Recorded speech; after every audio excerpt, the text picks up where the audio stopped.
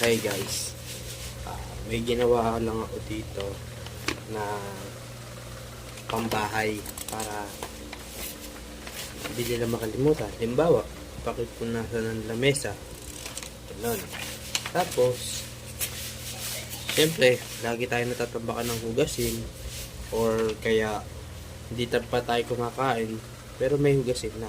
Kaya dito, nakalagay dito, pakihugasan ang mga plato pagtapos gamitin. Sana maging epekto yung ginawa natin na paraan. Tapos dito ang basurahan. Kasi sila di nagtatamang tapunan yung basura nila eh. Tinatapon nila kung saan. Mailapag lang. Okay na.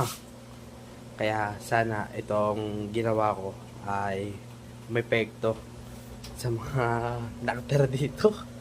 Kaya